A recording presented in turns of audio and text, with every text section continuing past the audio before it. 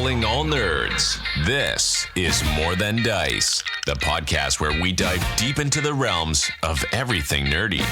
Whether you're a nerd culture connoisseur, a tabletop titan, a miniature gaming marveler, or just someone who proudly embraces their inner geek, this is the podcast for you. And now here's your hosts, Gonzo, John, and Nerd. Oh, and sometimes Mizzy.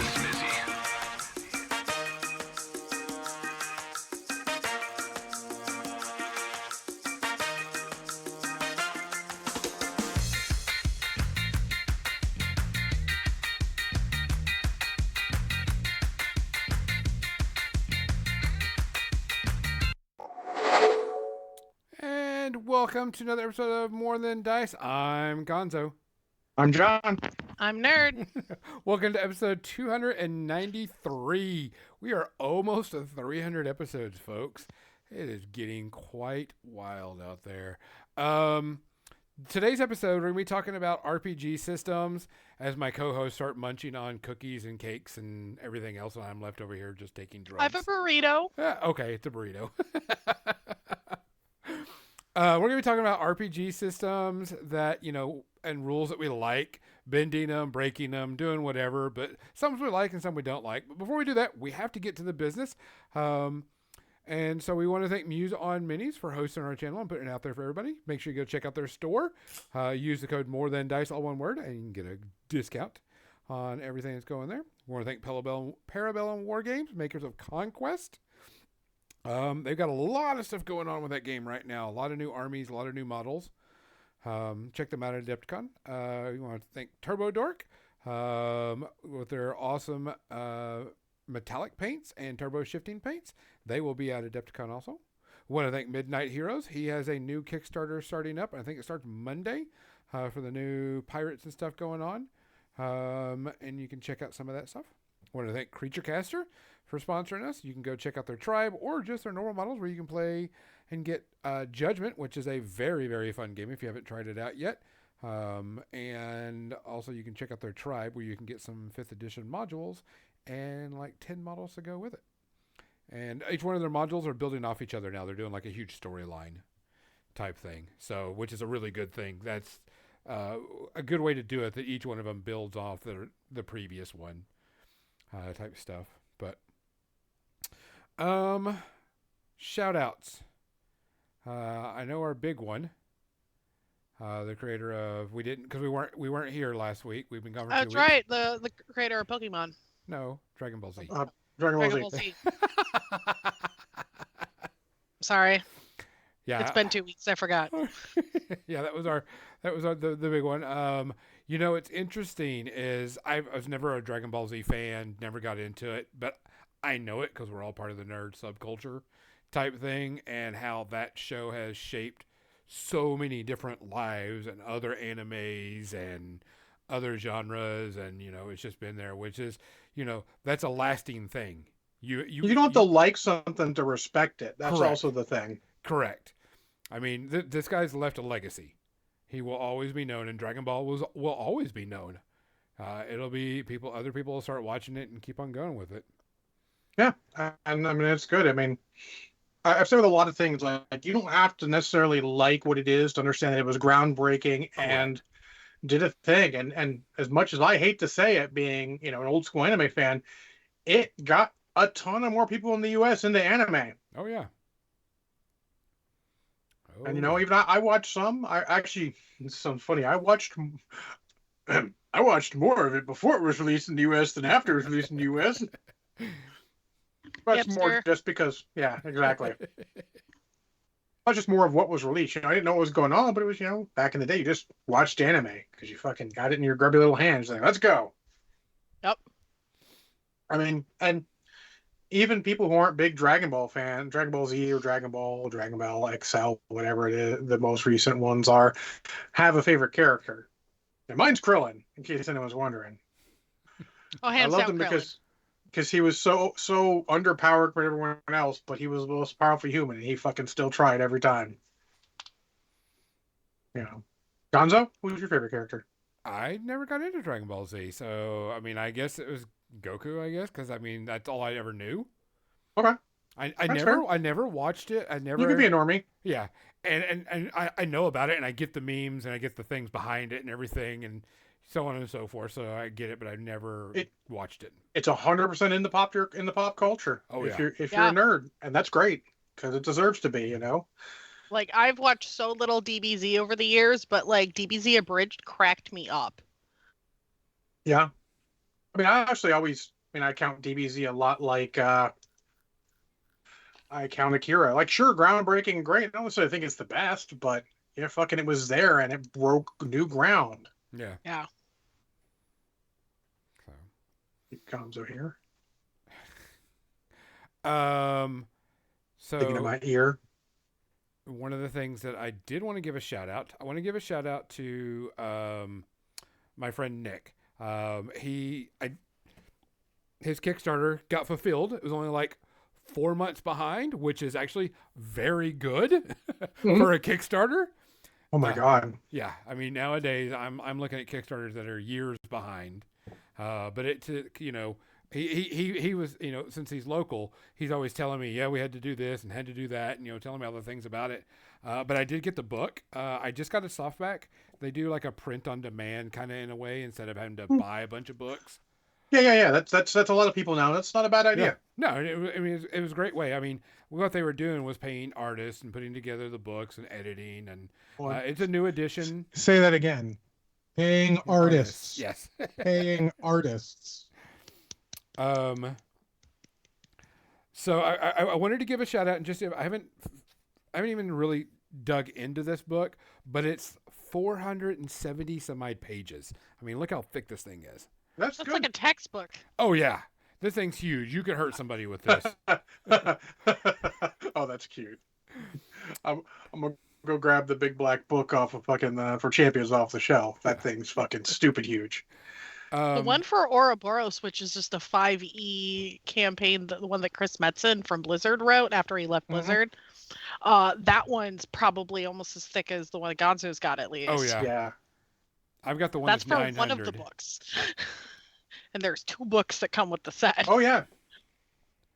But I mean, I wanted to say, you know, a shout out to him because I mean, this is his first, you know, Kickstarter, and he works with this company. I did like the book. The book's got a good fluff section. Every one of the sections are like color coded on the edges, so you can kind of like flip to it and get to it quickly. We call that lore now because no one likes the term fluff, apparently. Oh, okay, whatever. But I like the way the book's set up. You know, it's got plenty of things with it. I mean, you want vehicles? Here's a shit ton of vehicles. You know, there's. I hope so. It's heavy gear, fuck's Yeah. sake. It does give rules that I've looked at to, you know, use the miniatures to help out the blitz and just different how to do conflicts. I mean, I haven't read all of it. Haven't even really dug into it, but I'm impressed with the book. It's not a bad, not like I said, I'm not finding a bad binding. It's a softback. Art is what I would expect for heavy gear. It's the same style. But everything's laid out really well. And then of course I've got some PDFs of some other stuff that goes along with it that are, you know, a little bit more other things like adventures and such. But, you know, I just wanted to say I was like really proud of him on that. Cause I mean, that's just, I knew it was a challenge. And what was funny is when he first told me he was doing it, I was like, cool, I'll back it. Cause, you know, I'm going to help out. It's an RPG book. I'll fucking buy it. And- What? Gonzo buying a new RPG book? Yeah. Someone marked that on the calendar. It's such a rare occurrence. And he was saying, he was like, I'm going to try my hardest to get it out in time. I says, if you get it out within like 6 months You're fine. of your due date, you're on target in my opinion.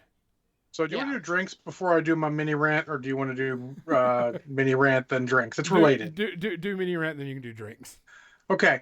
So I talked to my buddy Dave Value, who's you know, I've been starting to go Saturday morning to go early before lunch and hang out at the game store since they're in the same fucking shopping center now. And talked to him, and he just keeps relating how people are so upset that the BattleTech Mercenaries Kickstarter hasn't delivered yet, and they're not even behind. No, there's not even been a It's year like, yet. Isn't it? Guys, do you understand? Like, they have a timeline, and they're not even there yet.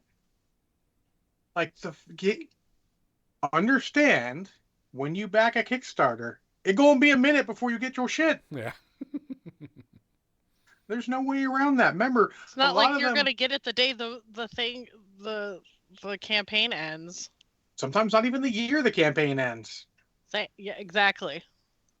You have to understand that. Sometimes they're doing this with, I mean, they've got all the stuff more or less ready to go, but there's still a ton of things. Like I've read all of the playtest documents for Mercenaries, and there's a bunch there and a bunch of cool ideas and stuff. But it takes a while to get that shit going, guys. Give them time.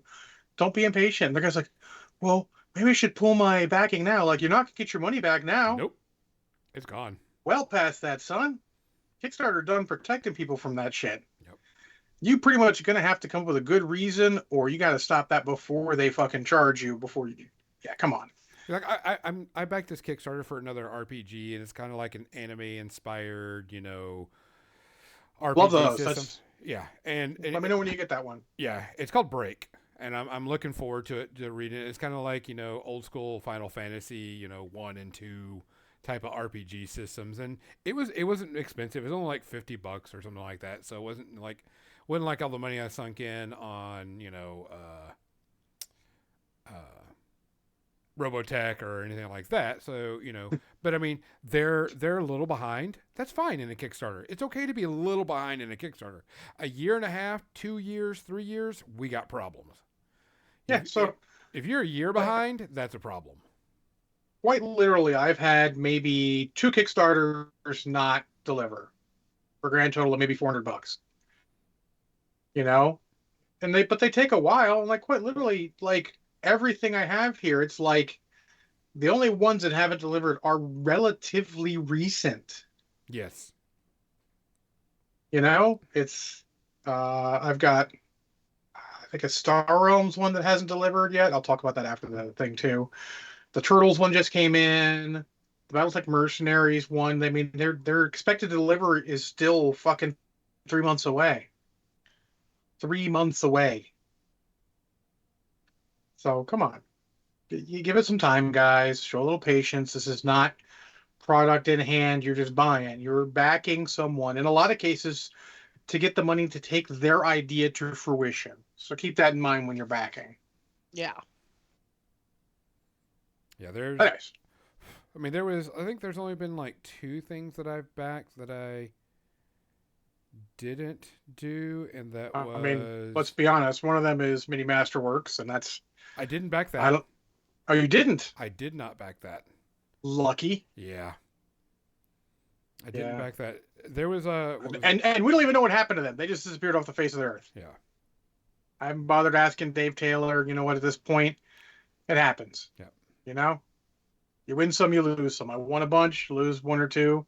Because like, yeah, the Robotech one, I didn't get anything from it, but like, fucking, I was gonna buy most of that at the local gaming store anyway, so I lost like $50. Whoop-de-doo. Yeah. Now, Relic Knights I'd back because they had great deals, and they took a while with the first one, but they delivered. But their second one, yeah, that's $300, but it is what it is, right? Yeah, It is the nature of it. One of them I haven't gotten done was an MMO, and they're still doing stuff, but I backed it in 2017.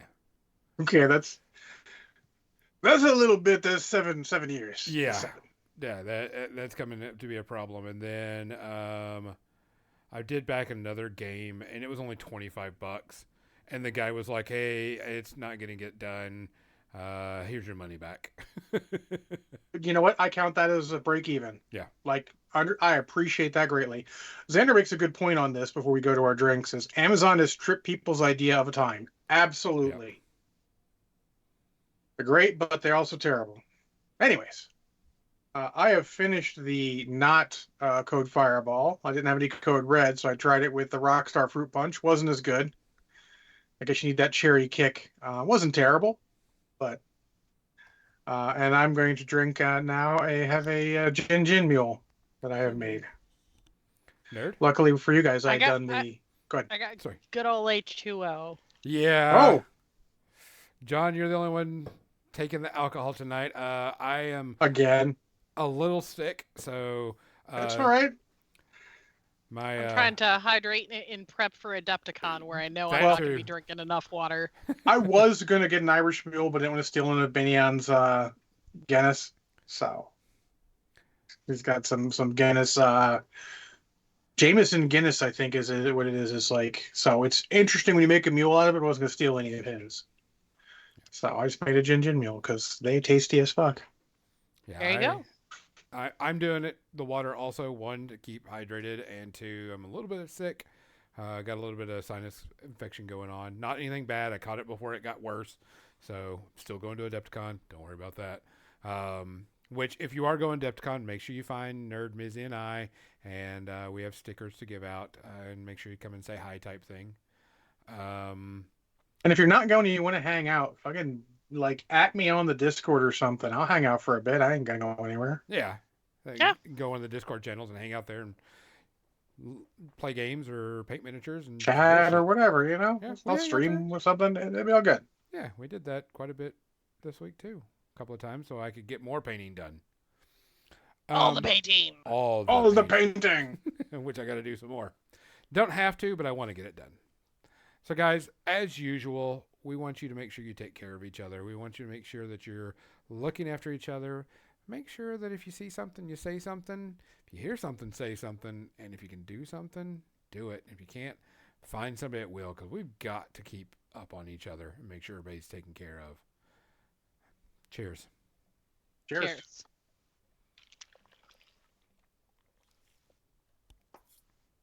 That's good. Yeah, that is good.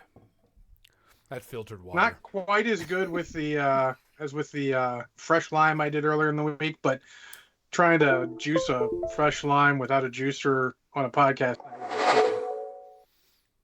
So, all right, I'm going to switch the camera over. I'm going to be working on what are called the objectives for War Machine. If you don't know, I got the pirate themed ones, of course. And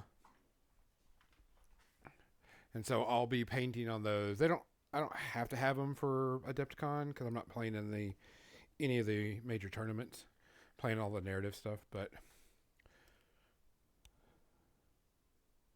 Cool. Waiting for them to appear on the blurry. There you go. Still a little blurry, but I can kind of make out what it is. There you go. There's Yeah, squid there there. it is. yeah, There's a there's an squid there. octopus. And then Is there's it an octopus or a squid? It's an octopus, not a squid. Okay. And then the smaller Sure. one. Looks squid-like to me. And then the flag one. And then the larger one. And then the middle one. Does your flag mean death? My flag means pay me. I like the booty. You mean like yar, your booty shivers me timbers? No, both. Somebody asked me about so Mizzy and I are playing in the narrative event. We're playing it on Friday and Saturday. In the narrative event, you can either play for the good guys or the bad guys, and it's gonna change the story of War Machine. We don't know everything. I know we're fighting one of the new Colossals, and either you're releasing them or trying to destroy them or whatever. But I told them that even though I'm playing Brine Bloods, which is kind of semi a good guy, I am a pirate, and I will, pay for whoever gives me the most money because, I play for the booty. There's a song for that.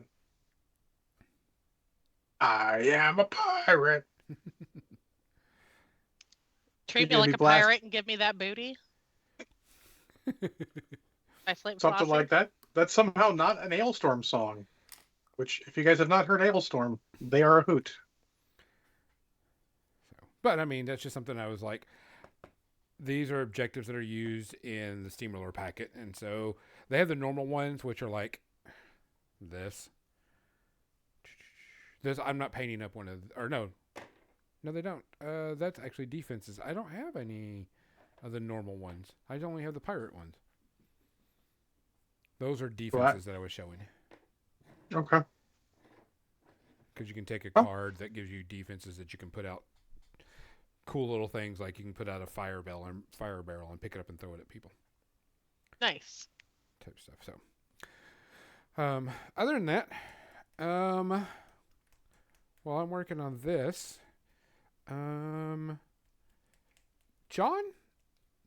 you and I have been playing games since 1919, And we've been playing a bunch of RPGs since then, and we've seen a ton of rules, Yes. ton of rules and ton of different systems, and we've done a ton of different systems too on top of that. So it's not like we haven't seen anything. And I thought this topic was really good because one, I know Nerds, she's GMing and stuff, and she can give us her opinion from being the younger of us, because we're the old. I'm folks. the way, baby. Yeah, she's the way, baby. I didn't expect all the pain this tonight. Thanks. Go get my walker so I can fucking make it downstairs after the podcast. Jesus. But I mean, it's been interesting how things have changed in gaming, because originally it was D&D and nothing else, and now that we've got like a ton of different games, there's a ton of different systems, and it's great because we're in a time where we've got so many different systems for games that it's crazy type stuff. Yeah. And one of the things I think that is starting to see more play and more things coming about is something that you and I both like, and is failing forward. Yeah. Non-binary, not non-binary. That sounds weird when you say it that way. But like non-binary results. Non-pass fail. Well, I mean, it is, because binary is, succeed or fail. There's got to be True. more than that. Degree of success is important, or degree of failure. And I like when they have more than just the binary. You fail or you succeed. Not that necessarily bad, but it's much more interesting story-wise. For all of its faults, the one thing we like about Genesis, the Fantasy Flight system, that I don't think they're still making anymore. Yeah, I think it's shelved. Yeah, well, they shelved a lot of things. Maybe it'll come back. I mean, heck, when the card game came back, and they fucking really screwed the pooch on that one. Yeah, but they did. But it's back. So, but I love that you could fail but have some sort of good come out of it, and you could succeed and have bad come out of it. You could like super succeed, but still, if you've got that threat left, you still have bad shit happen. Yeah. I like that because it makes the game more interesting. It really was prevalent. So whenever I did the Genesis, it was the Star Wars system, and Star Wars really lends to that. AKA, I'm going to shoot and destroy that control panel, but it also sets the security gate to make it even harder for you to get out too. Well, I mean, yeah, I blast the thing that prevents them from opening the door. It also prevents us from, having the bridge across this fucking chasm. Yeah. Well, shit. Like, there's a lot of Death Star escape that's like that. Han Solo chasing stormtroopers, running into more stormtroopers. That's a perfect example. That's technically, I would say, a fail with a ton of advantage. We're like, haha, I chased him, but then there's a whole bunch more. Oh, shit! And then he's running away. Yeah. Or depending, like, that could be just, I want to be a distraction, in which case it's a fucking great success with a little bit of threat on it. And I like that it is, and I don't want to shit on D&D, because, I mean, D&D is D&D. Correct. And honestly, with the way skills have been for several editions now, you can do degree of success or failure, and you can have that affect what it is. But you're sort of house ruling, which is kind of the idea of this, at that point to make that matter more than it does in the core rules itself. But do also remember the rules are really more of just guidelines. Yeah. They're always guidelines. And people so I'm on a lot of different Twitter groups just because of the people I follow. And there's a lot of people who just cannot wrap their fucking head around it being a cooperative narrative game, regardless of what game you're playing. Oh, if you ever fudge dice, you're shut the fuck up. Fudge dice when you got a fudge dice. Yeah. It's not fun for you to just fucking murder the party because you're rolling fucking all 20s and they're rolling shit. That's not fun. That's not even statistically average. You fudge dice here or there. And I'm not saying you do it all the time. You still need dice to matter in the game. But, and that's where degree of success and failure happens, because you can start not having to worry to fudge as much, because you can have it like, oh, it succeeds, but this bad thing happens that gives you guys, an avenue to escape or something. It gives you a lot more leeway. And, you know, I'm going to say I'm not just shitting on D&D. I love D&D. D&D is great. Any system like that is still good. But they suffer from the core disadvantage of having just one die affect everything. So everything was swingy. I note that in many other games, I don't have to fudge dice as much because you're rolling more of them. Mm-hmm. So keep that in mind when you're playing. But having the degree of success and failure, which is one of the bigger, I guess, house rules and tweaks that you may have, can go a long way. A lot of games don't need it as much. They have it. Most newer games I have seen, but which is not a lot recently, have that in some fashion. Even a lot of the older games, even some of the D&D clones, like a Palladium Books, like you may not think it, but they had a lot of modifiers to things, which is technically like degree of success or failure.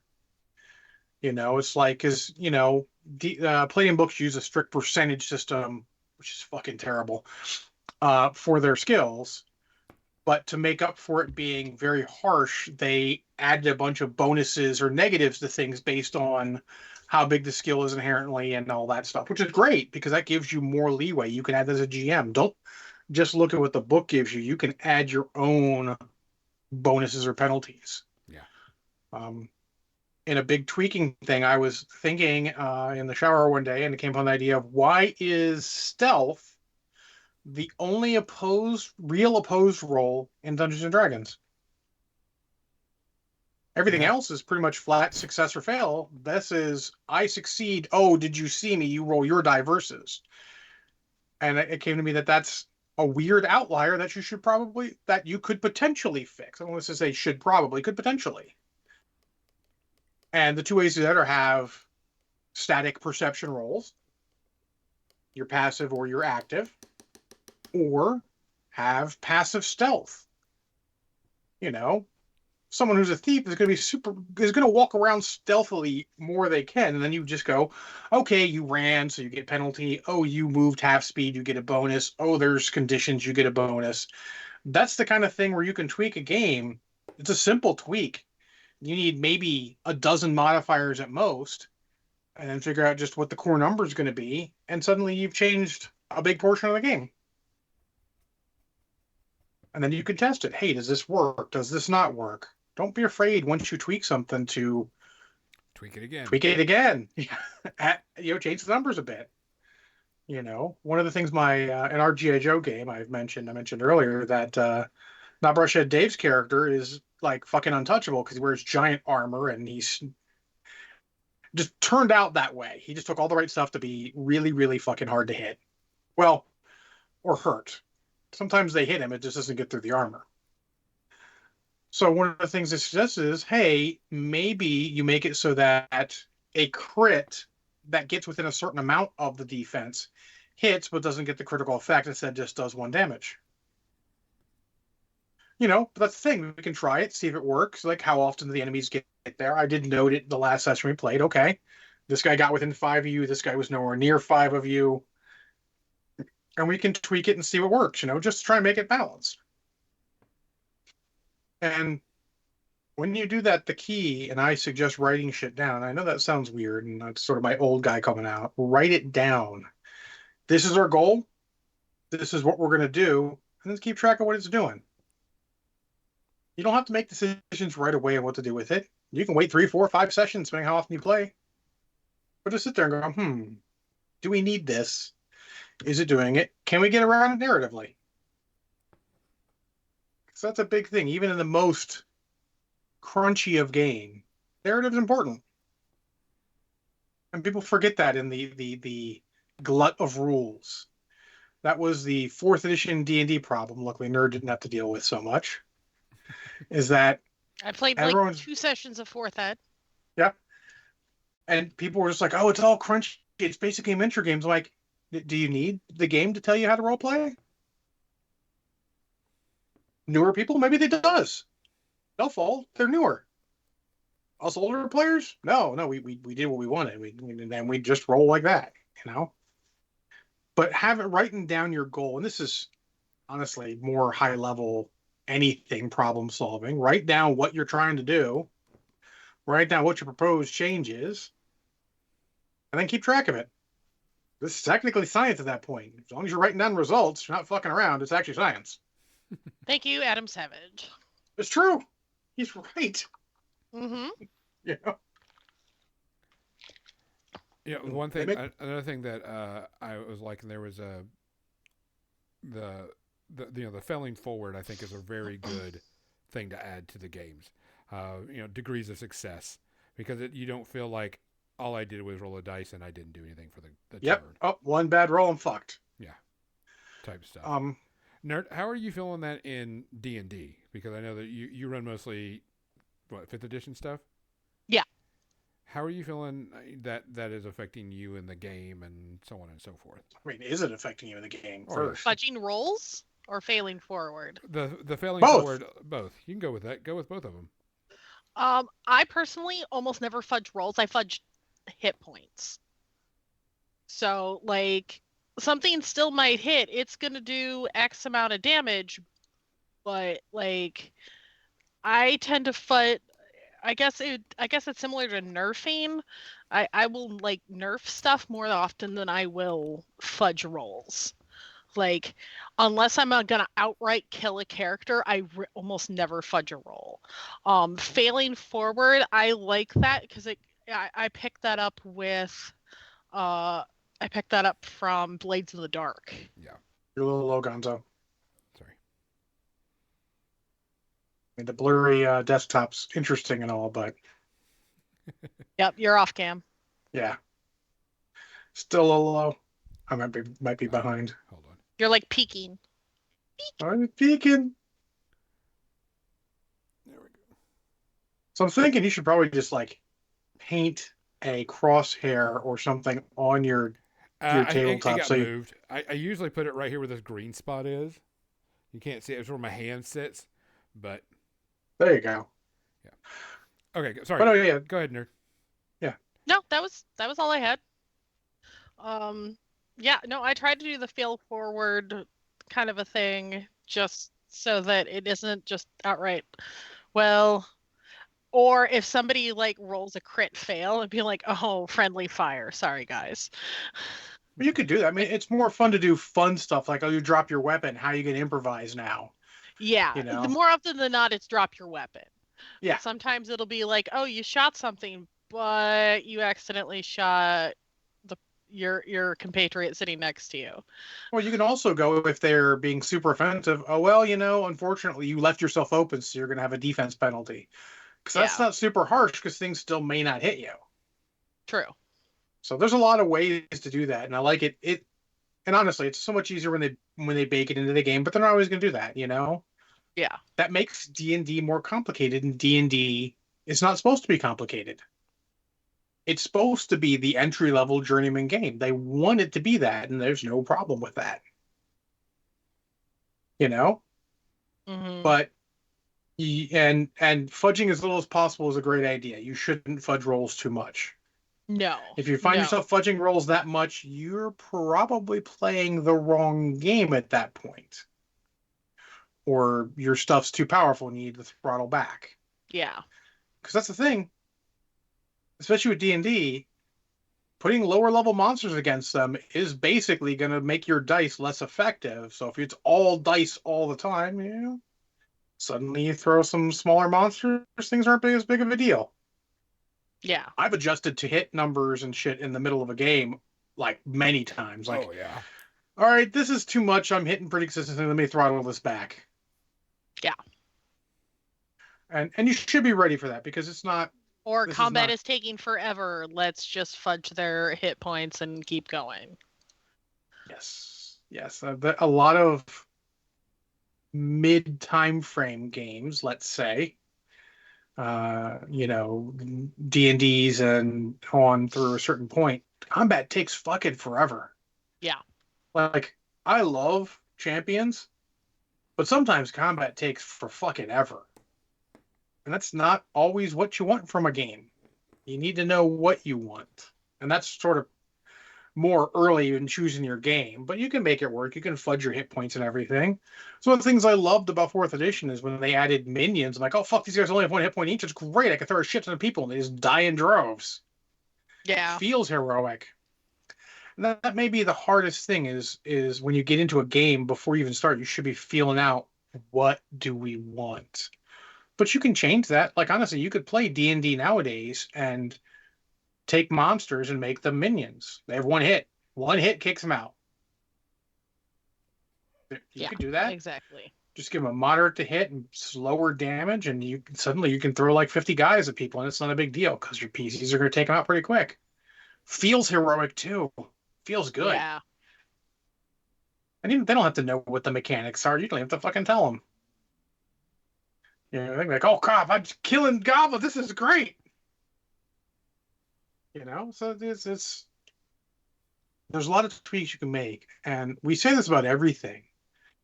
Stories, character ideas.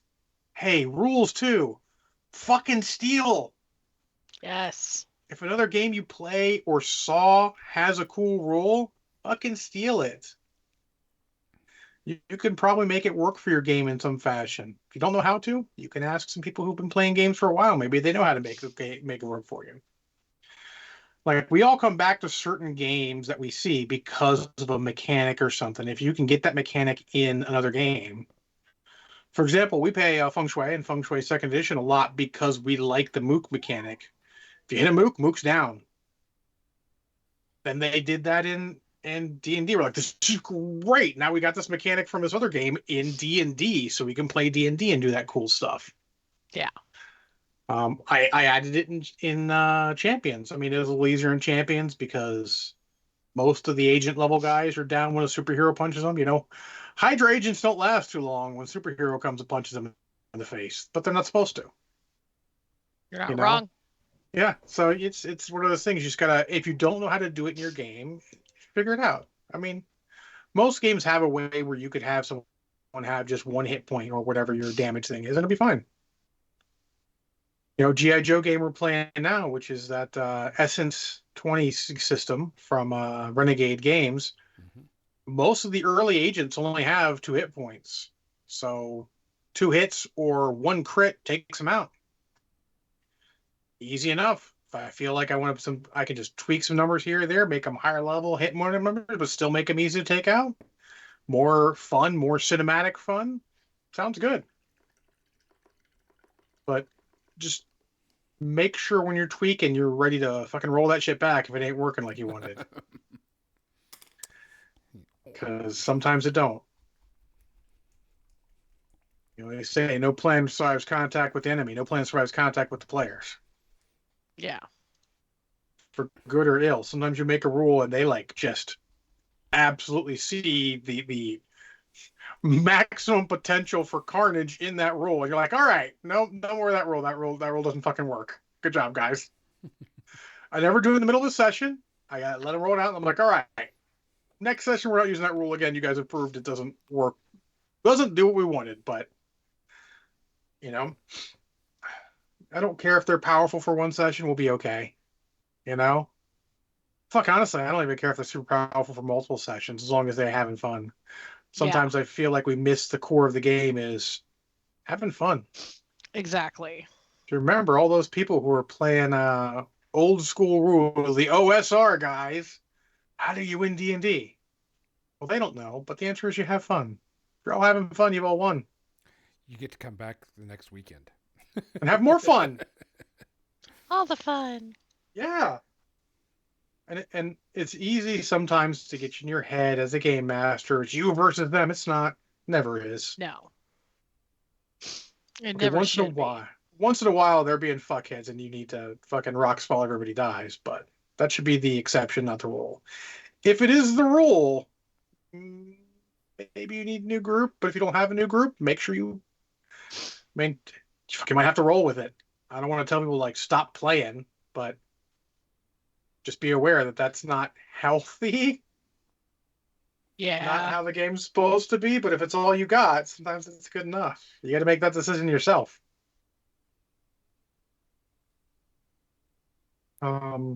The other big tweaks we do is making characters.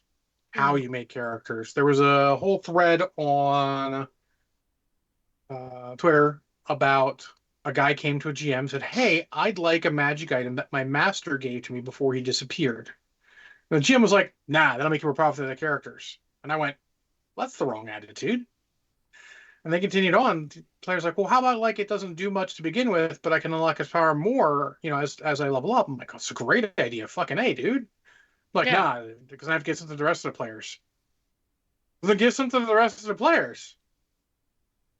Yeah. But they're like, and the guy's like, "Well, I mean, if I can't do this, do I really want to play in your game?" I'm like, "Fuck it. The player's asking the right questions." Jim's like, "Well, there's the door." I'm like, "Fuck." Like, I understand you wanting to run the game a certain way, but if you can't negotiate and talk with your players, and yes, threats of leaving is what it is. But, he came with an idea. You categorically said no without thinking about it. I don't want to say fair, but that's the reaction you can have. They throttled back from their position to a more moderate position, and you still just said fucking no. I mean, are you the asshole? Yeah, you're the asshole. I'm sorry. I mean, you could have What is said, it? yeah, you can have it, but it's activated at a certain time, or make it a role play thing that it only activates because of cool story reasons. Or there's fucking people hunting you because of that. Yep. Yeah. There's a bunch of things you can do. Just categorically saying no, It's dumb. and it shows a lack of imagination, a lack of willingness to work with your players, and not understanding the core of the game. I've been in plenty of games where other players got cool stuff and I didn't. I did. Cool. That's awesome. I don't fucking need them. Yeah. If it's the right thing at the right time, no one cares. You have to be like in life. Role playing is like life sometimes. You have to be happy that other people have things. You don't have to have them yourself. I don't have to have a big mansion. I'm fucking happy somebody has that. Someone tells me, "Oh, it's cool. I just got this great raise at work." That is awesome, dude. I'm happy for you. Or if we're playing the same game, "Hey, cool, I get this cool magic item." That's awesome. I don't feel upset that I didn't get a magic item. Because you have to trust your GM will fucking make that shit happen for you when the time is right. Yeah. Because they will. Don't think A they good don't one see will. what you're doing. I mean, they should. Yeah. But if they don't, like, "Oh, hey, I've got this cool thing for my master." Cool, you made a backstory. The GM worked into the game. That sounds awesome. I don't need anything. If I needed something, I would have put it in my background. But you have to. You have to be willing to work a little bit with them. You can't just say no. Yeah. That goes back to that whole yes, but, or yes, and. Yes. Exactly. Just don't say no. Assign difficulty. It's a version of that. Xander says, "Give the new player something cool, but give your experienced players some fun." Absolutely. A lot of your experienced players won't care. They're there to role play. Like, if someone else gets something, like, that's cool. This is gonna make it more fun. I'm gonna fuck with that character because of the thing they got. I got plans now. It's all good.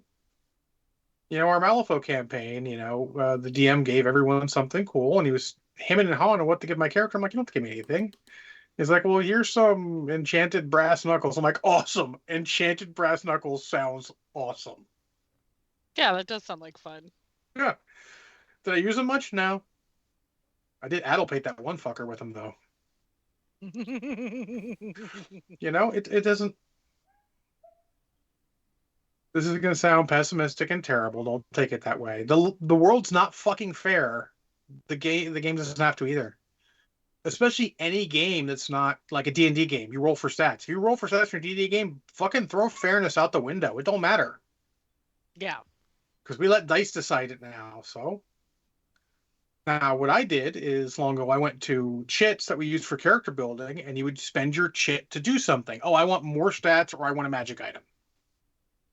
Well, you find some way to make it work, but don't just say no. And don't, like, it must be wonderful to be flush enough with players to just let one go because you don't want to back off from your position of not going to give you anything extra. Because why? Yeah. Because the rules are fucking what I say they are. And the players know that. Part of the bonus of being a GM is the rules are what you fucking say they are. You change a rule, you change a rule. Not granted, you don't generally do it in the middle of the run or to fuck a player. You know, I'll often like Banyon's and chat. We did one where D&D had a rule in second edition or third fourth edition that was every magic weapon returns when you throw it. And I'm like, well, I'm fine with throwing weapons doing that, but if you're throwing like a weapon isn't supposed to be thrown, that's fucking stupid. Yeah. So he threw his weapon. I'm like, that doesn't work. He's like, well, it's supposed to be a rule. I'm like, well, it doesn't because I think that's stupid. Do you want to change your action? I'm not going to make him stay and keep doing something that doesn't work that way. Not Banyan being Banyan's like, nah, it's fine. I'll fucking work around it. But yeah, Magic Bowling Ball comes back to you. Fourth edition rules. Like they had some stupid stuff in there occasionally. That was one of them. I'm like, why do non-thrown weapons come back to you? I understand why throwing magic weapons come back to you. That's cool.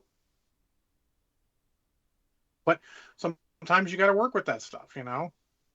You just, again, that's like a rule tweak. We happened in the middle of the game, but I didn't make him live by it right then. In the future, he knew.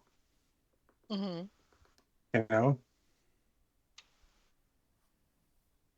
There's a lot of little rules your players will find that you don't know necessarily. None of us have the time as GMs to like devour every word in the book. It's a lot of we don't know how to play the game. Let's figure out making a story. That's the more important part. Yeah. That's the more important part. But you know, they'll find something like, oh, there's a rule for that. Fuck, what do I do about that rule? A lot of thinking on the fly. Sometimes you let it slide for that session, and they say, we'll talk about it after the session. Nowadays, we all have Discords and emails and fucking Facebook Messenger and shit. Get on something and chat about it. Yeah. Hey, it can be collective ideas. That worked. What? I know, right? 1 second, guys. I just knocked my router off my desk. I thought I heard something. Yeah. What's our time? We're almost done. Let's Sandra talk about... said, Oh, sorry. Go. you know, Sandra Wardle said, level 3 party randomly runs into a level 20 dragon and the party hides. Only one lived. So that's another thing, and that's random encounter tables are a thing in certain games, but you have to be willing to tweak them a little bit, you know? Yeah. If you throw a level 20 dragon at a level 3 party and expect them to fight it, you're the asshole again. Yeah. Now, if they ignore every sign to the contrary, that, oh, there's mean shit here, oh, there's mean shit here, then maybe they deserve a little bit of scare. Don't kill them for that. If you kill them all for one bad mistake, you're going to have real shitty games. Sorry. But be willing to make there be consequences. There are more consequences than just fucking Death. killing the party or not.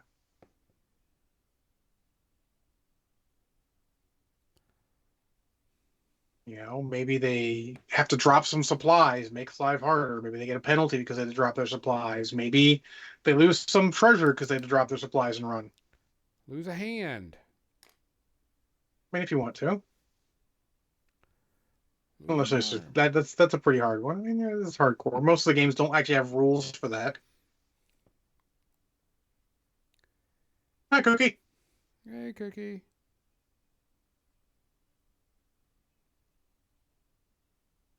So yeah, so I mean, be ready to, you know, do what you need to do to make it an interesting game. Be flexible and ready to change stuff when you need to keep the story, excuse me, interesting and Fun. and fun. Because fun's the number one answer. Fun, fun, fun, fun, fun, fun,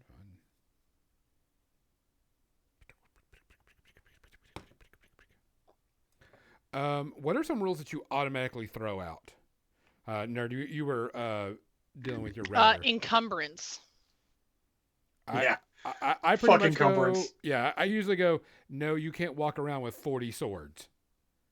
Yeah, like if it gets excessive, I'll be like, you need to unload some stuff. If otherwise, it doesn't make that big of a deal. No. Tracking arrows. Yes, tracking ammunition. I like that a lot of games now have different ways of doing that. And I would only track ammunition if it's a You've been on the Magic. road for 10 Yeah. for 2 weeks and haven't gone anywhere, and you fought 25 battles. Okay, we need to talk about your ammunition now. Do we? Maybe. I mean, if they're woodlands type, maybe they're making errors every night. No, I'm talking about it's like it's guns or whatever, or, But yes, it's reasonable when you track it. You track it only for like certain things or certain reasons. Yeah, or like Yep. food rations. Like if you're going to be out for multiple weeks, pick up some extra rations. But Mhm. otherwise, Sometimes I don't even worry about that. I'm just like, I just adjust their treasure. Okay, you guys were out for a while, so here's less treasure because you spent a lot of money on food and stuff. yeah. Most of that nitpicky, crunchy, keeping track of bullshit that doesn't really matter isn't really something I worry about. Yeah, I I apply. mean, hell, honestly, I apply Good. the one that yeah, you can't carry around 40 swords, guys. I'm sorry. Sword Caddy! I hire a henchman to carry around my swords. There's- Sherpa. Oh, the Sword Caddy, Squire. Shink. The +4 flame tongue, please. I mean, that's a funny joke from old D&D, but it's kind of valid.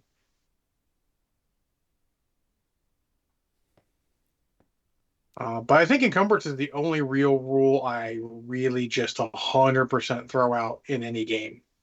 Yeah. Now, some games have it much more lenient.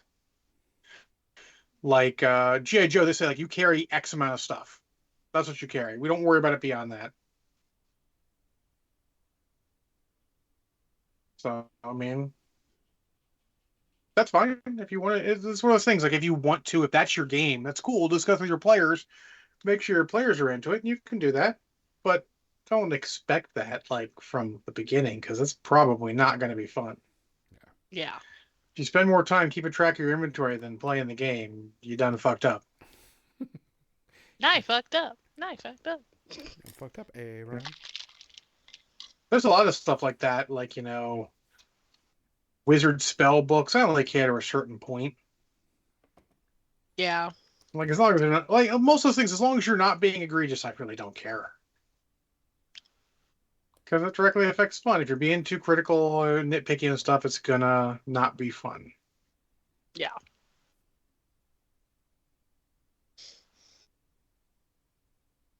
What else?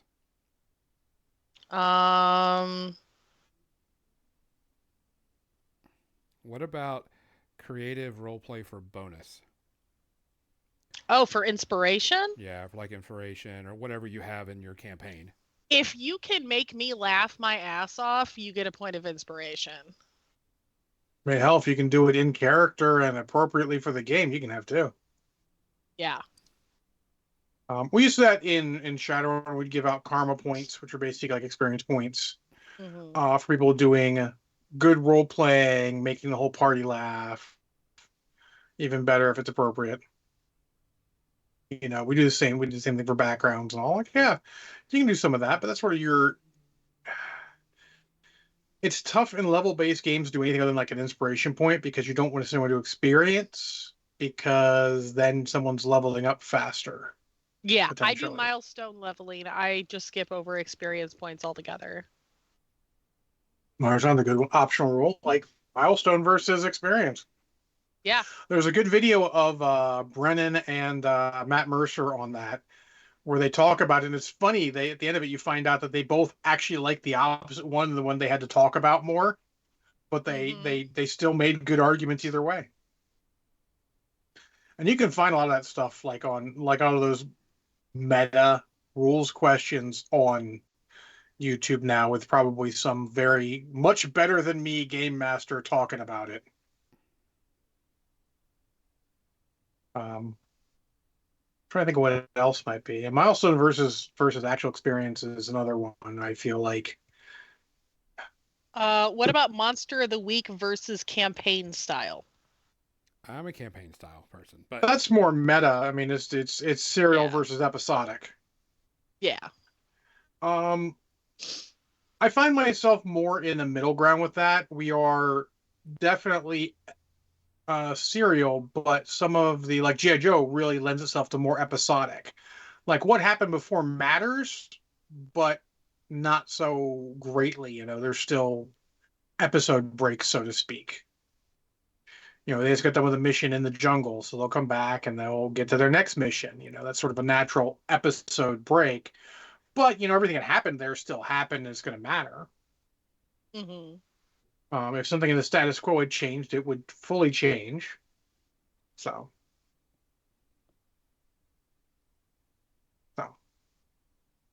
But I feel like that's probably one you should also be discussing with your players before you play. Yeah. Because they may have a real idea. And honestly, if the game is one of those games that leveling up doesn't matter, there are a handful, you could go full on, episodic, because you don't need a status quo to change. They're not getting experience or anything, or it doesn't matter. So.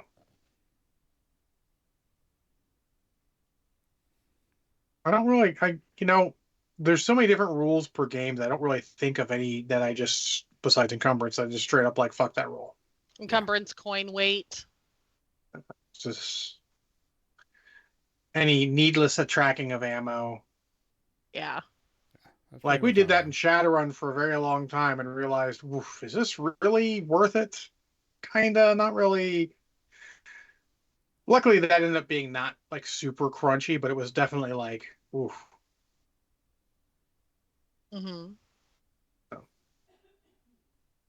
It's more like common sense is the way we play it. Yeah.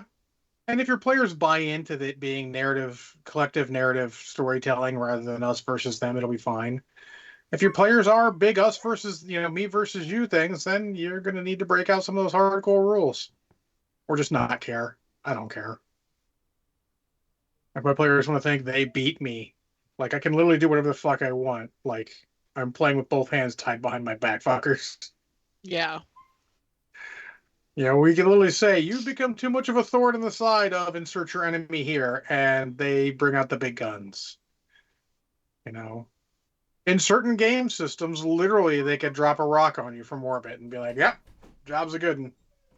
Fuck those guys.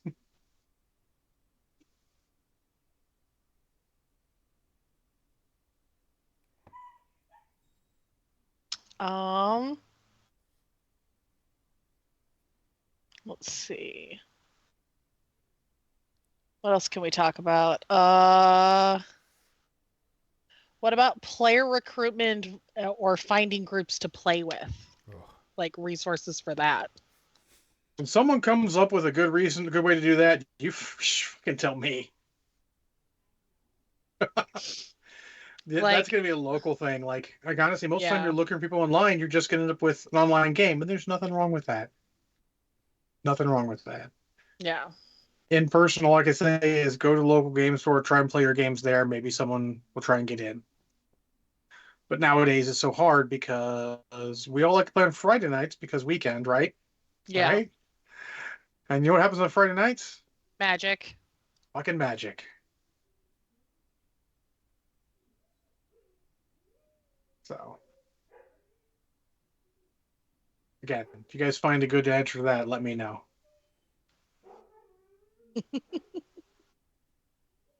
It is about time for the media section, though. Okay.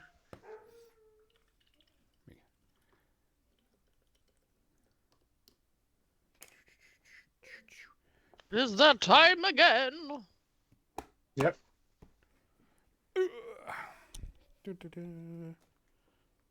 Boy, do we have some things to talk about. Oh, yes, we do. Not Should only we just start with the movies- one that we all watched, which was the trailer? Which one? The Crow. Oh, sure. Sure. Only goes up from here. Yeah. Yeah. No shit. So, if you didn't notice, the trailer for Crow 2024 dropped, which I was actually kind of looking forward to it because, I mean, the Crow story is a good story and it's fun. I like a dark superhero type show. And what we got with this trailer was, oh, fuck. It's Someone bad. watched too much John Wick and decided they wanted to make The Crow like that and missed all the actual points of The Crow. And it's not even dark. It's not a gothic dark city. It's not. It's No. just violent. Yeah. Yep. It's just violence upon violence upon violence. And I mean, And it was. They missed the point. Like, all Yeah. the movies that are super violent, we like not because of the violence. It's more the violence is an interesting counterpoint. Even something like Kill Bill, Yeah. Still that had. violence a story. was a counterpoint to everything else going on, you know? It was Yeah. just a good difference. Because when everything that mattered happened, it was much more up close and personal, not as necessarily silly. I want to say I'm going to give it a shot, but I may not. I don't know. I will definitely not be seen in the theater. Why are you like also in a series that have already had multiple unnecessary sequels? Why don't you just make it another unnecessary sequel? Yeah. I mean, You know, don't because it's not you're not remaking it in any way. If you're reimagining it, you're just making a sequel because that's sort of the way that works. I'll. And Go but ahead. No, go ahead, because my comment will be an ending type comment. okay, so unlike certain other things, and I'm going to say Fall Guy, which is getting amazing, amazing reviews, and Roadhouse, which looks like an actual full 100% reimagining. Mm-hmm. This doesn't feel like that. It feels wrong. Yeah. It feels like a stab in the back type thing. A disrespect. Yeah. Yeah. I will tell you the only good part about all this are all the comments that are written in the YouTube. Holy moly! They are so good and so bad at the same time. Yeah, like a lot of videos you get stupid stuff. This one you're just getting fucking merciless shit, which is fair. Oh, they are tearing this up. It is so bad. I have never heard. I mean, this what is it? This is Morbius meets Jared Leto's Joker role playing and cosplaying as Florida Joker, cosplaying as Machine Gun Kelly. You know, it's just like they're just tearing into this, and rightfully so. Yeah, I feel bad for the, it does feel like it have more in common with Jared Leto's Joker than fucking The Crow. correct. Yeah. Yeah. I mean, the look and the lines. And there's a are not movie bad. there, to be honest, but Yeah, fuck. it's And- just not good. I also don't know that Skarsgård can do the physicality that Brandon Lee could do. Yeah.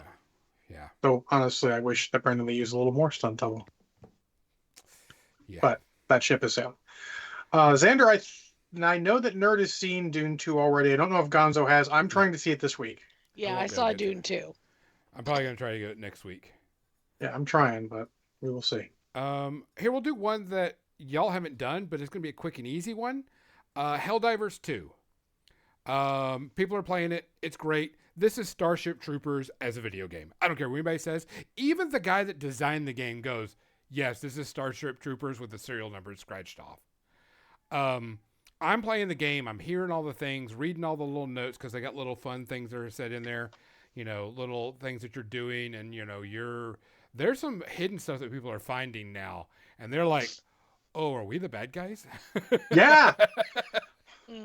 Yeah, Mhm. Are type we the thing. baddies? Yeah. Are they the same people who watch Starship Troopers and don't realizing it's a fucking scathing commentary on fucking fascism? Oh yeah. These guys know, but these people are like, oh yeah, they played it to the hilt. This game is a ton of fun. It's quick and easy. You know, you jump in, blow up stuff, but it made me go, I need to find Starship Troopers and watch it because it was just so much into it. And so I watched Starship Troopers again, and for all its bad, you know, I wouldn't say campy, but that's the best thing about it.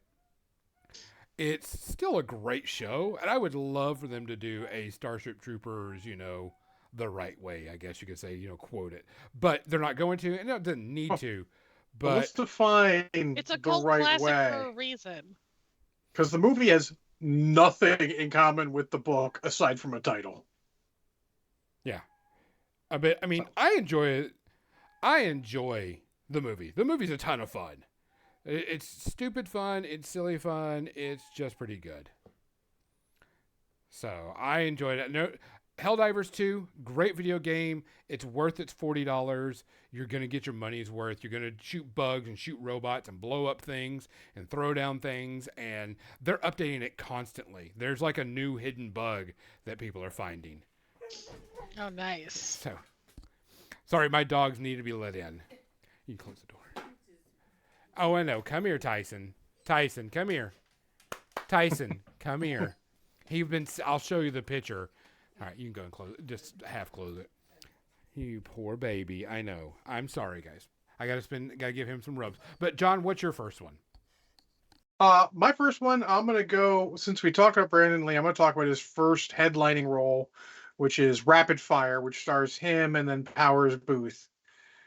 And, early 90s, I want to say like 91-ish. I can find out, obviously, as I'm talking. But I love this movie. I've loved it since it came out. I didn't get a chance to see it in the theater, but I did catch it on actually pay-per-view. I actually paid the pay-per-view price and recorded off that, of course, like you did back in the 90s. 92 is an year.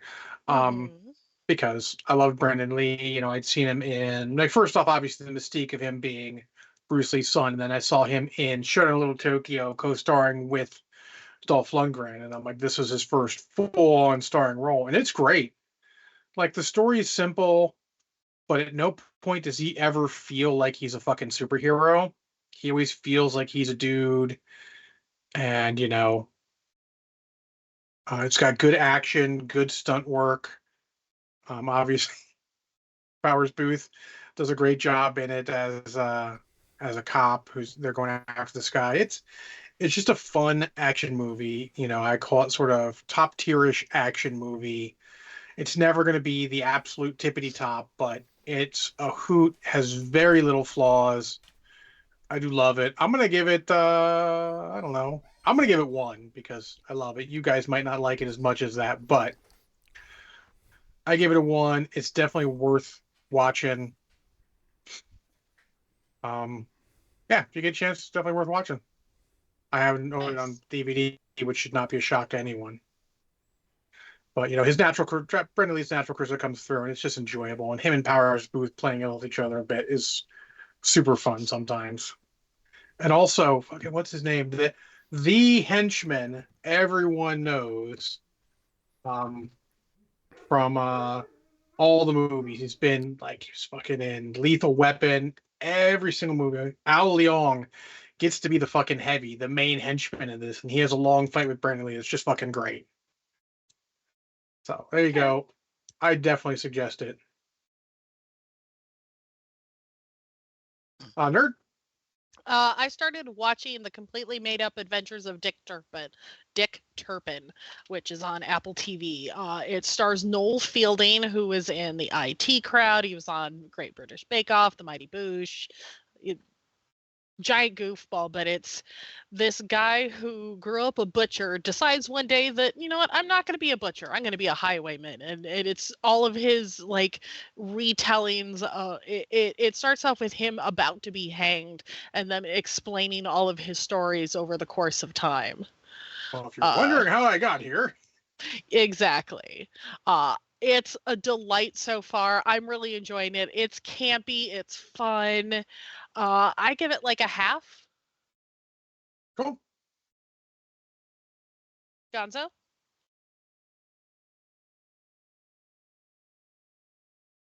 Gonzo?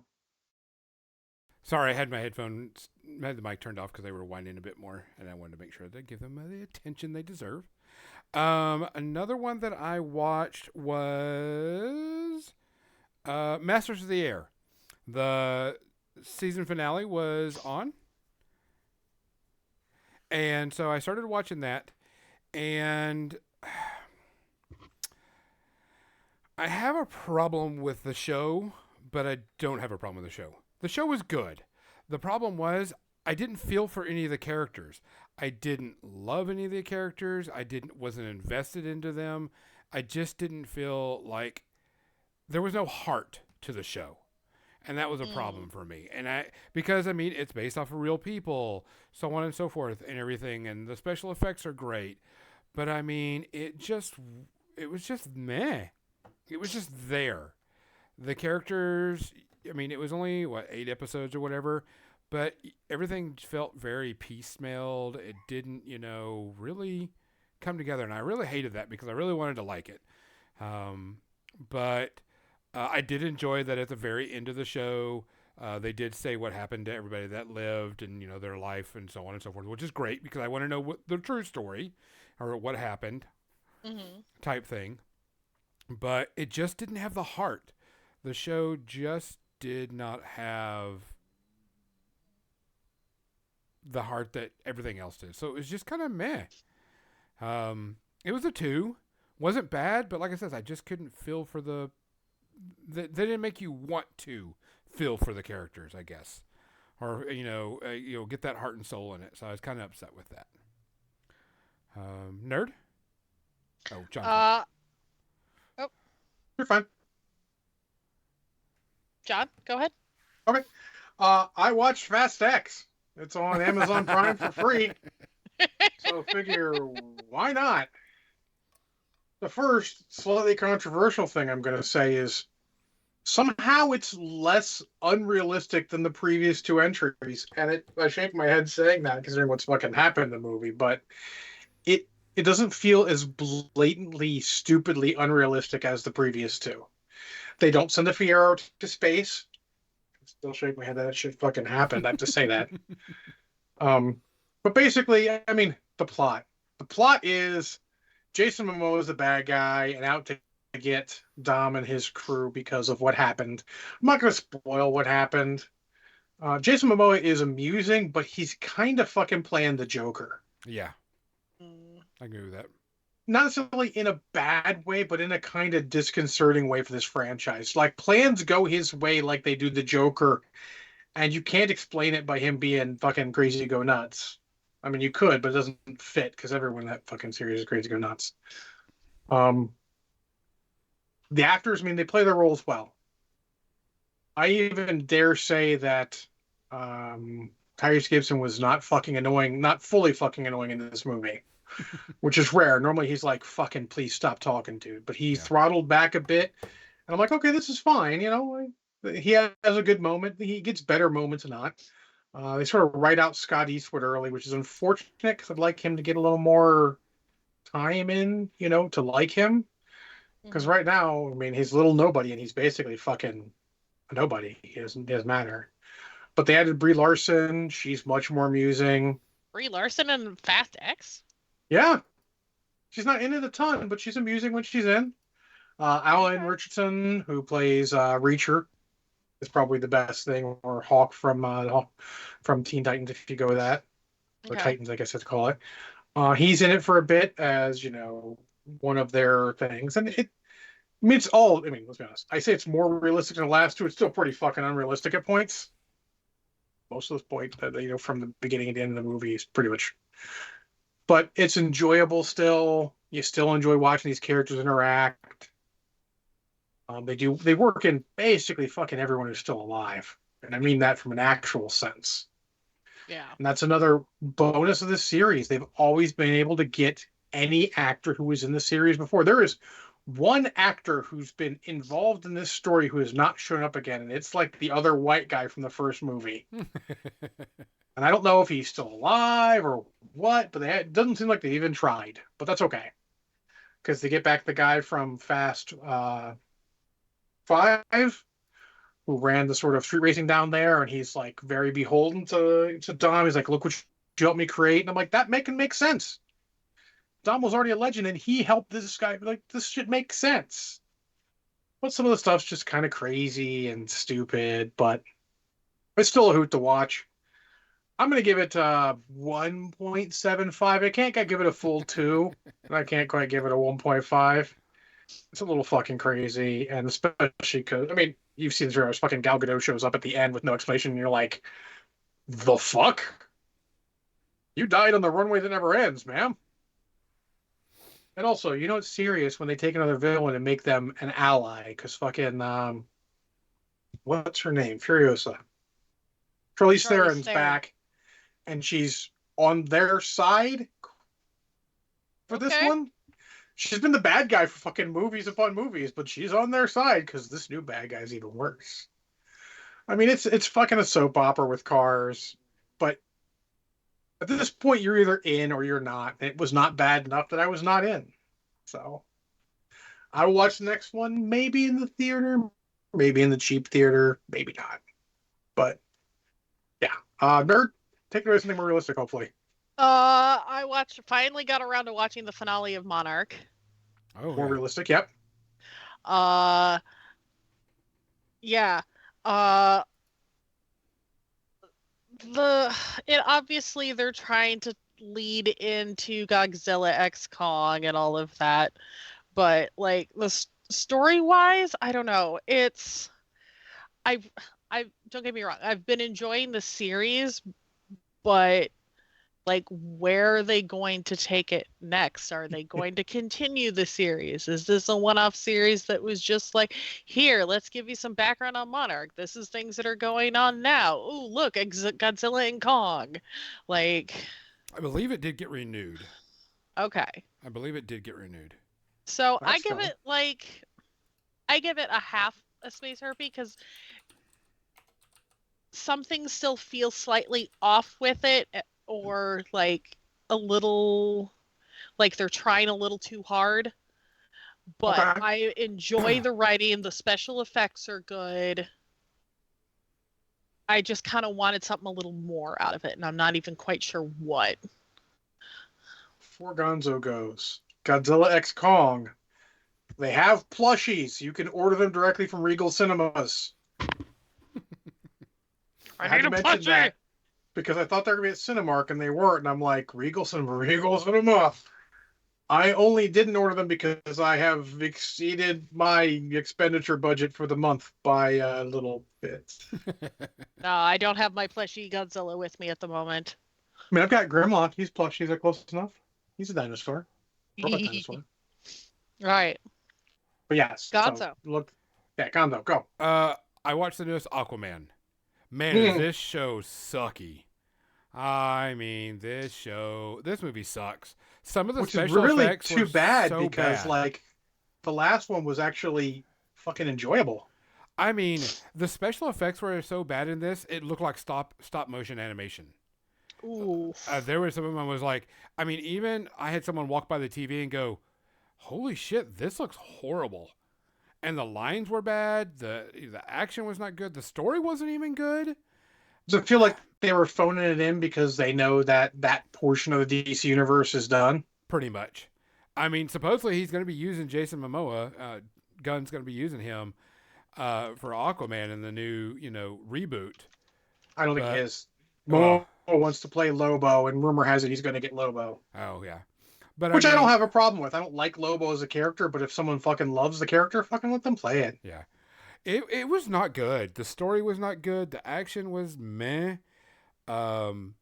Everything was. I mean, the special effects were bad.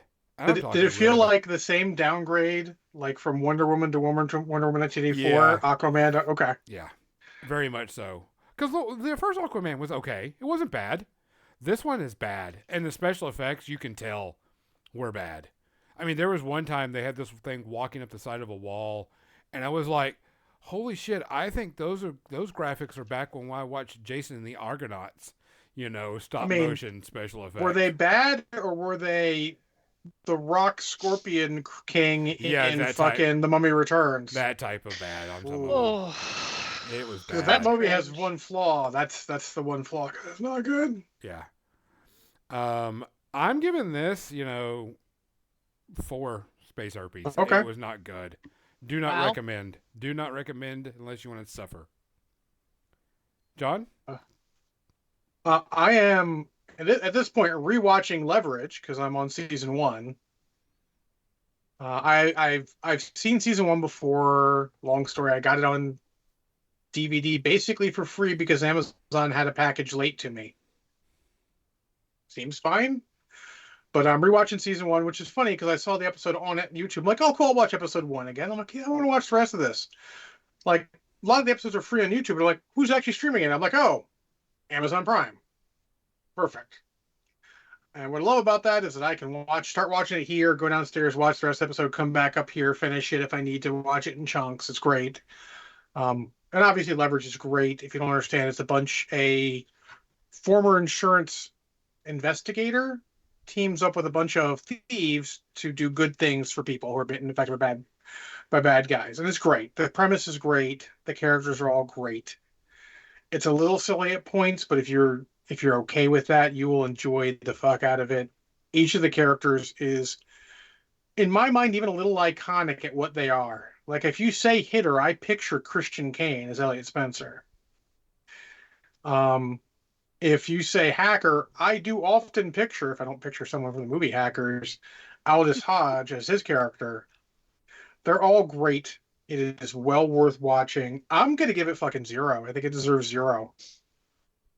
It's iconic. I wish I kind of picked up the role-playing game when it came out.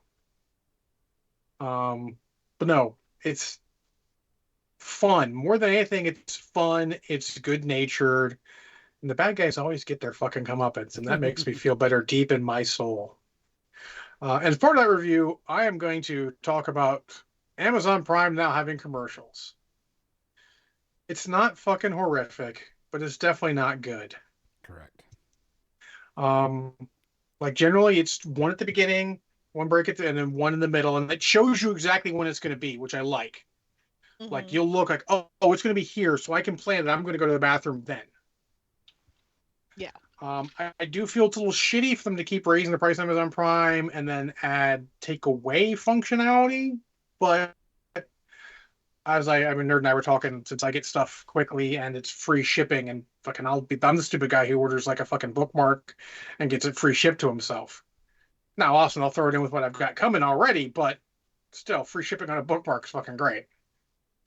Yeah. Or like I ordered water and shit today, got it today. So really, I feel the video is more of a bonus. And that is that I don't have a huge problem. I might actually pay a couple extra bucks for no commercials if I continue to watch stuff.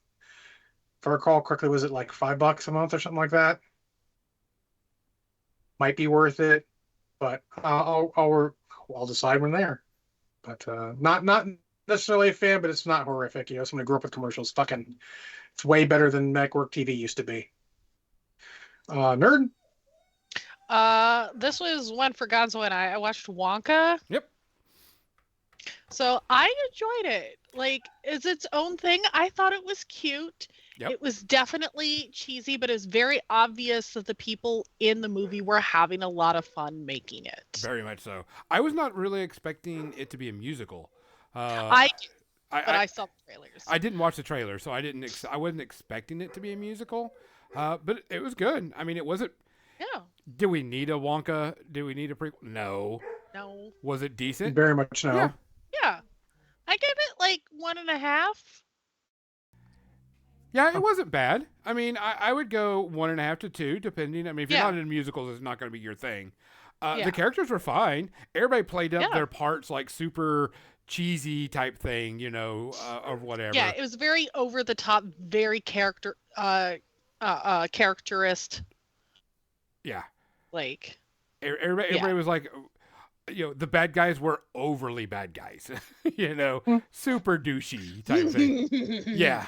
But Hugh Grant as the Oompa Loompa. That was kind of trippy. Yeah, that was. What's with Hugh Grant like being whatever nowadays? It's kind of cool. I think it's just got to do it. But it's cool, because you don't usually get an actor of his stature. He's fucking done the great things he's done, just doing whatever the fuck. It's great. Yeah.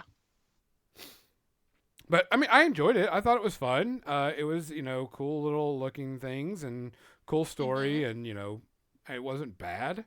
Now the question becomes: how did whimsical Willy Wonka of the past become dark, sardonic Willy Wonka of the future? Other than just dealing with people. Man, yeah, people seems like a good answer to that. Yeah, I agree with Bainey on. I would have liked to have seen more of him building the factory and doing that. Yeah, instead of it just like magically appearing. Yeah, magically happening. I'll give another one for going out. I watched Damsel on Netflix. Damsel Heard good is Millie Bobby Brown playing a princess that gets married to a prince, and she gets sacrificed to a dragon. Pretty simple story. There's nothing, too great, too wild. It's pretty set forward. Of course, it's, she finds out that she's not the only one. This has happened a lot, type thing. Special effects are okay. There's no surprises to this. You see where everything's coming from. It's all there. The dragon's kind of decent. It's not a bad dragon. This show really got me. And I can't remember. Is it a show or a movie? It's a movie. It's a movie. Sorry. Okay. And you said Shreya Shogdalu is doing the voice of the Yes. the dragon, right? Oh yeah. She was great as the dragon. I love her as a voice actress. Yeah. Oh yeah. Her She's just deep, an amazing growly, voice. voice is just amazing. It makes me want to watch The Expanse some more. It reminded me of Dragon Slayer. That old 80s movie. I got that vibe from it Were because you trying to sell me on it or make me not want to watch it? let me finish. The being in the cave, stalking the dragon, running from the dragon, hiding from the dragon, you have to go do things against the dragon. It just kind of got that vibe to it. Special effects were better. Story was better. It was a little more fun. I enjoyed it. It wasn't bad, but it wasn't great either. You see everything, right off the bat. There's no surprises in it. I mean, to me, it gets like a 2.5 type thing. It's just meh for me, but it wasn't bad. I'd rather watch that than, the Crow trailer again. Well, we started on a shitty trailer. Let us maybe end on a better trailer. Yes. The one you made me watch, Renegade Nell. That looks like fun. That does look like fun. It does. It looks interesting. I mean, I'm sure, like I said, the Broflakes will be out in force on it, but that's more of a makes me want to watch it rather than it makes me not want to watch it. Yeah. Yeah. But no, it looked fun, looked interesting. Definitely might give it a shot when it comes out. You guys should check it out. Renegade Nell. It'll be a Disney Plus, so most of us have Disney Plus for now. Might as well give it a shot. Get some use out of the Disney Plus. Yeah, and the thing is, it looks like it's going to be just good fun. The main actress, I don't know if anybody's watched Dairy Girls, but it's one of my favorite series. I thought it was That's where amazing. she's from. Yes. I could not remember where I'd seen her before. Yeah, and Yeah, no idea what you're talking about. Yeah, great show, by the way. Great show. Yeah. The story is about a girl that gets like powers. We're guessing from pixies. Looks Or like Pixies. fairies. Pixies are fair. Yeah. Yeah, we're not Definitely from some sort of Fae type creature. Yes, and like she can dodge bullets and run up walls and Well, she's like a superhero in a fantasy world, in a Victorian. Yeah, Victorian-ish world. Yeah, So it's super cool. Like I'm Yeah. all for it. Like it's sort of that genre doesn't get touched enough because it's very expensive to make. I mean, you got to get all Period those pieces. costumes and shit. Yeah. Mm-hmm. It looked interesting, looked fun. It's gonna be a TV show, so I mean, you don't have to invest too much time if it goes bad, but it looks like it's gonna be entertaining. Well, hopefully they don't do the Willow treatment on it. By Yeah. Willow treatment, I mean take it off after it doesn't do well, fuckers. Yeah. Still a little. I'd actually want to rewatch that because I really liked the cut of its jib, if you will. Yeah. Xander, I am watching The Last of the Bad Batch. I just got caught up. I'm waiting to see how it finishes.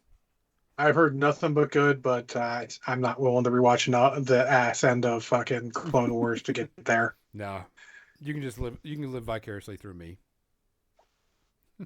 More likely rewatch season 1 of Rebels and watch the rest of Rebels so I can watch Ahsoka without huge questions. Yeah, that was my problem. Is I watched Ahsoka without having seen. And you're like, Rebels. what?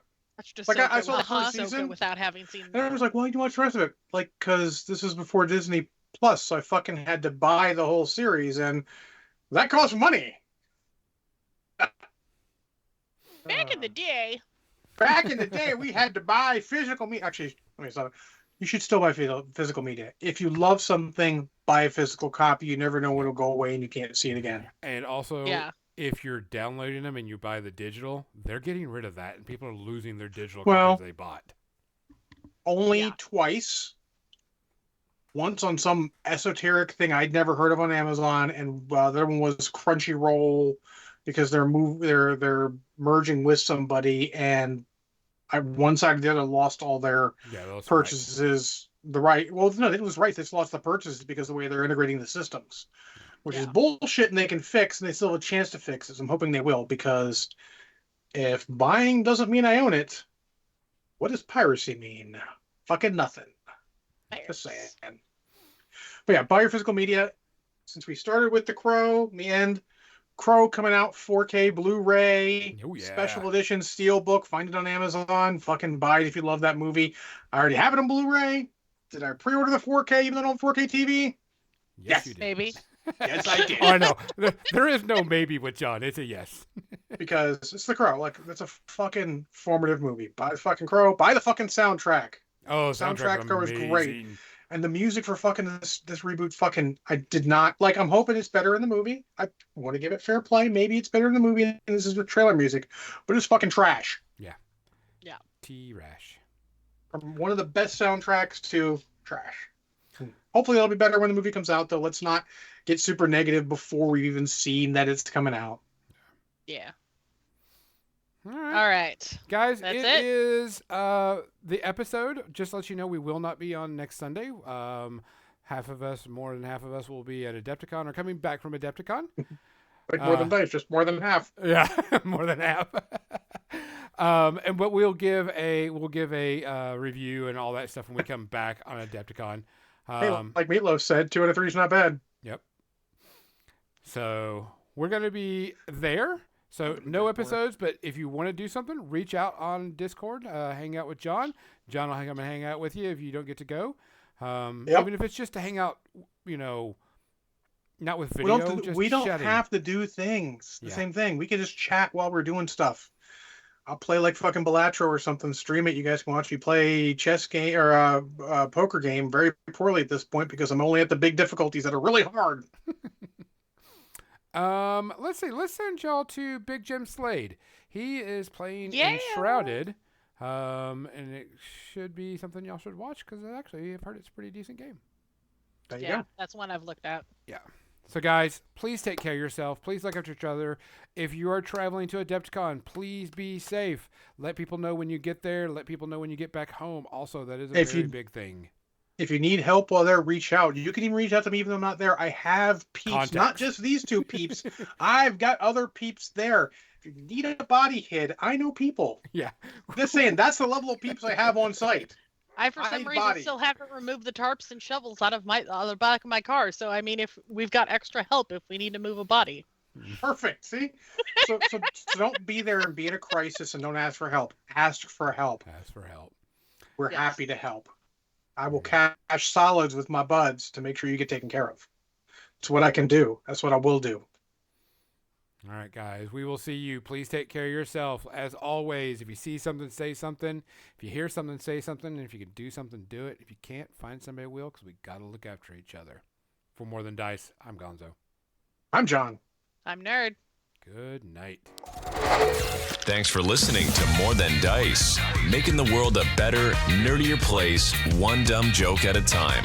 Be sure to subscribe wherever you heard this podcast so you never miss a future episode. For more nerdy action or to connect with your hosts, check them out on Facebook.com/More Than Dice and Twitch.tv/more_than_dice. Until next time, stay nerdy, stay proud, and we'll see you soon on the More Than Dice podcast.